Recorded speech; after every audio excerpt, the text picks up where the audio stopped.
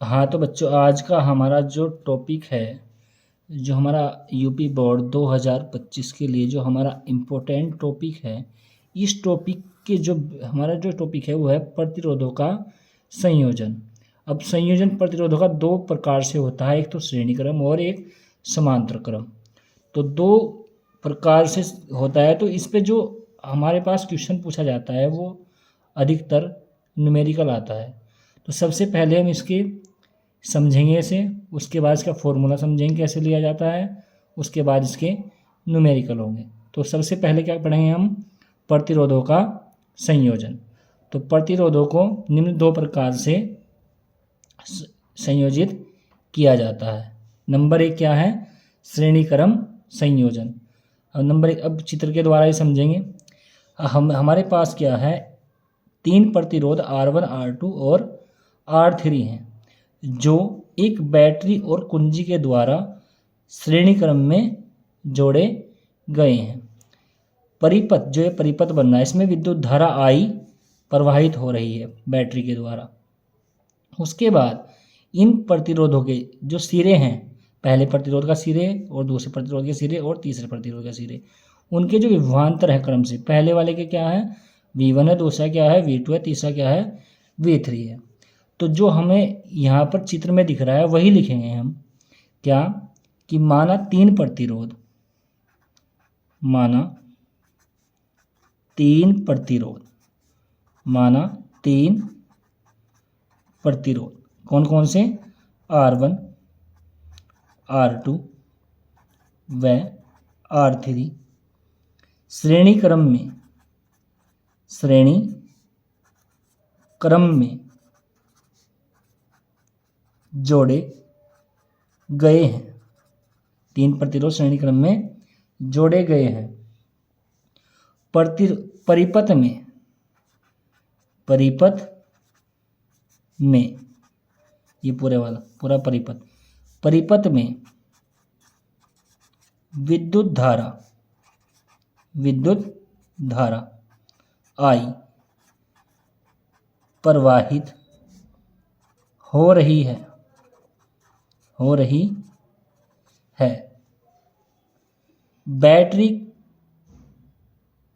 का विभवांतर, बैटरी का विभवांतर, बैटरी का विभवांतर पूरे का कितना है V है, टोटल कितना विभवांतर V है।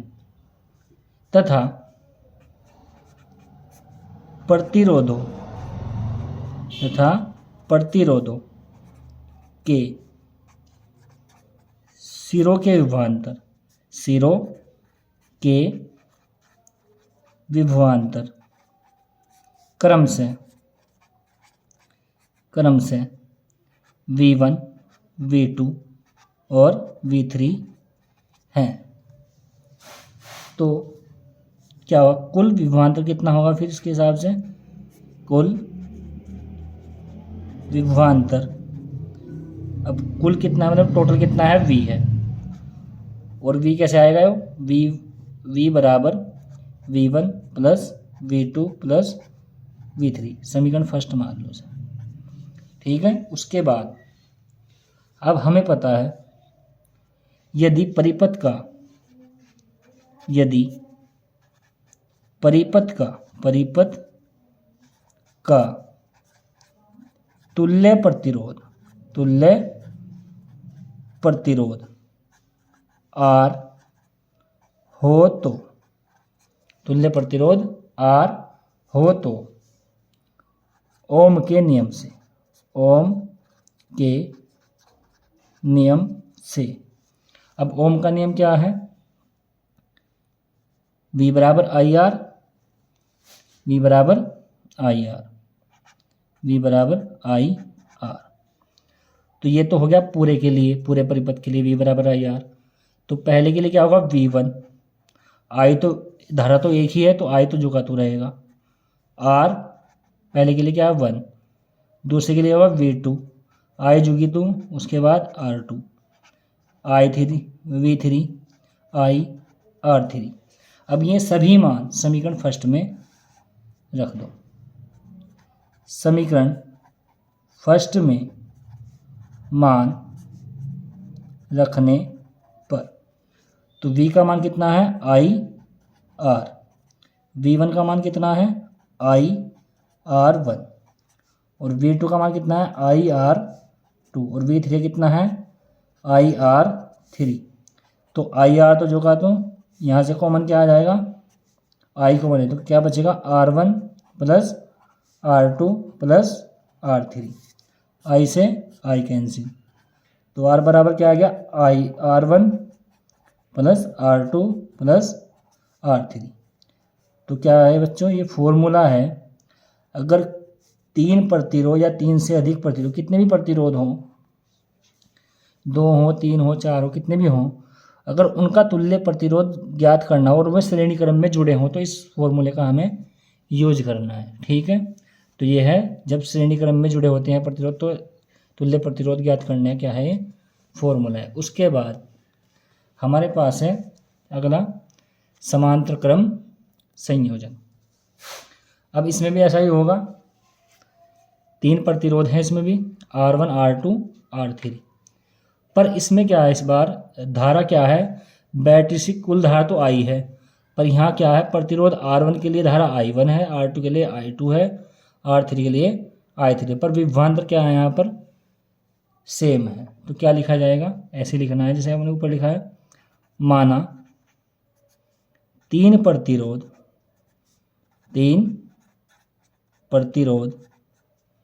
R1 R2 व R3 कौन से क्रम में, समांतर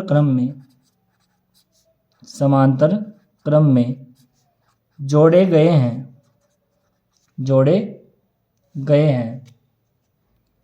बैटरी का विभवांतर तथा प्रत्येक सिरों का विभवांतर, बैटरी तथा प्रत्येक सिरों का विभवांतर क्या होगा, सेम ही होगा, विभवांतर V है, बैटरी का भी और सिरों का विभवांतर भी V है। बैटरी से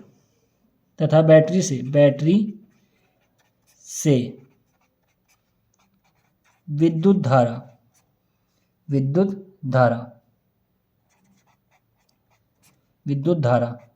I बह रही है,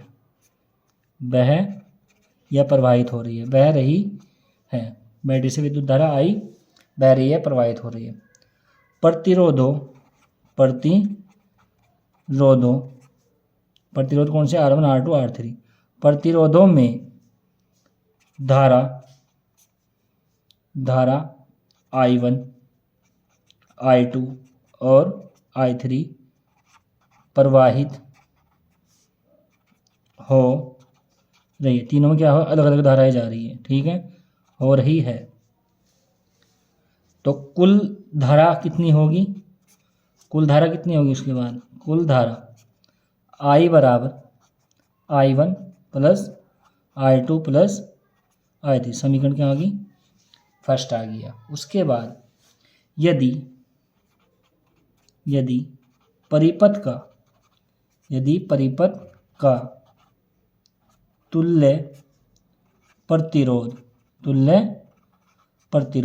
R हो तो ओम के नियम से, ओम का नियम क्या है, V बराबर आई आर, तो I की वैल्यू क्या आ जाएगी यहाँ से, I बराबर V अपॉन R, तो ये तो होगी I के लिए, तो I1 के लिए क्या होगा, V तो सेम रहेगा पर क्या आ जाएगा R1, I2 के लिए क्या होगा V बराबर R2, और I3 क्या होगा V बराबर R3। उसके बाद अब ये जो हमारे वैल्यू आई है इसे कहाँ रखेंगे हम, समीकरण फर्स्ट में रख देंगे, मतलब I की वैल्यू है I1 I2 और I की वैल्यू कहाँ रख देंगे, समीकरण फर्स्ट में। तो क्या आ जाएगा, V अपॉन आर क्या जाएगा, V अपॉन आर कहाँ रख रहे हैं हम, इस वाली में, I बराबर I1 plus I2 plus I3 में रखनी, तो V I की कितनी आएगी, V अपॉन आर, ये आएगा V upon R1, V upon R2, V upon R3। तो यहाँ से क्या होगा, V अपॉन आर तो जोगा, तो उसके बाद यहाँ से कॉमन आ जाएगा V, तो कितना होगा R1 प्लस 1/R2 और 1/R3, V से V कैंसिल, तो 1/R बराबर 1/R1 plus 1/R2 plus 1/R3। तो बच्चों ये क्या है, हमारा फॉर्मूला है। ये हमें कब यूज करना है, जब दो या तीन प्रतिरोध समांतर क्रम में जुड़े हों और उनका तुल्य प्रतिरोध हमें क्या करना हो, ज्ञात करना हो, तो इस फॉर्मूले का हमें यूज करना है। ठीक है बच्चों।